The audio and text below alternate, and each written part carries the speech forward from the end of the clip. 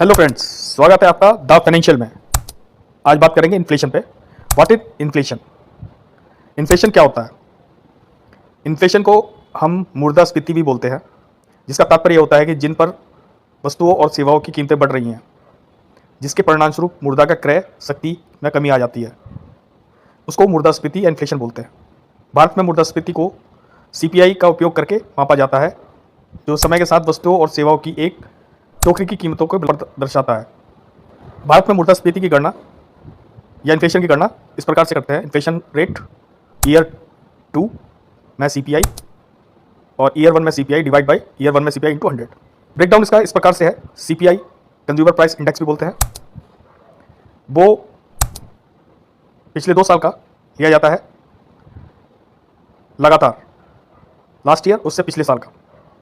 तो हम inflation rate new price level minus old price level divide by old price level into 100 एक उदाहरण से समझते हैं। जैसे कि CPI in year 1 is 100 rupees और CPI in last year is 110 rupees.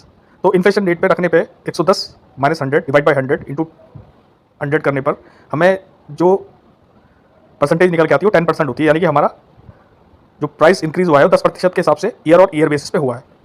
इस प्रकार से हम इन्फ्लेशन को कैलकुलेट करते हैं। तो इन्फ्लेशन निकालने के कुछ फ़ायदे, इसमें सबसे पहले फ़ायदा होता है इकोनॉमिक बेनिफिट्स। तो इन्फ्लेशन के अकॉर्डिंग मॉनेटरी पॉलिसी बनाई जाती है सेंट्रल बैंक के द्वारा, जो इंटरेस्ट रेट तय करती है एफडी पर या लोन पर, फिक्स डिपॉजिट पर, या जो हम लोन लेते हैं पर्सनल हो या होम लोन हो, वो मॉनेटरी पॉलिसी में ही डिसाइड किया जाता है।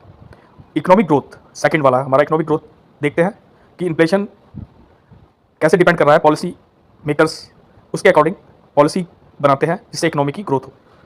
थर्ड आता है प्राइस स्टेबिलिटी।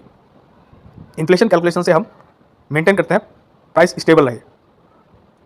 तो ये तो इकोनॉमिक बेनिफिट हो गया। सेकंड में आता है बिजनेस बेनिफिट, जिससे हमें इन्फ्लेशन निकालने से प्राइस स्ट्रेटजीज का पता चलता है, जो बिजनेस में प्राइस एडजस्टमेंट के लिए यूज़ होता है।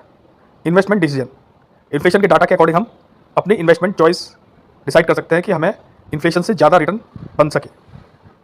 कॉस्ट मैनेजमेंट, कंपनी कुछ इस तरीके से कार्य करती है कि अपने कॉस्ट सेविंग पे ध्यान दे जो इन्फ्लेशन को बीट कर पाए।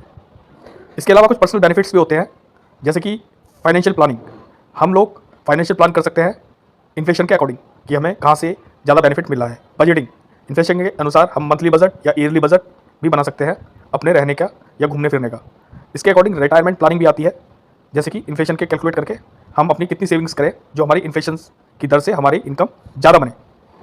तो कुछ अदर बेनिफिट्स भी है, जैसे कि इन्फ्लेशन इंडेक्स, इन्फ्लेशन को कैलकुलेट करके कुछ इंडेक्स जो है बॉन्ड, लोन्स और अदर फाइनेंशियल इंस्ट्रूमेंट जो इन्फ्लेशन से ज़्यादा रिटर्न देते हैं उसमें इन्वेस्टमेंट करके। और रिसर्च और एनालिसिस भी इसी के अंतर्गत आता है कि इन्फ्लेशन डाटा से हम इकोनॉमिक की रिसर्च कर सकते हैं और फोरकास्ट कर सकते हैं कि आने वाले टाइम में हम किस तरीके से निवेश कर सकते हैं और पॉलिसी मेकर किस तरीके से पॉलिसी बनाए जो लोगों को ज़्यादा बेनिफिट मिले। Okay bye.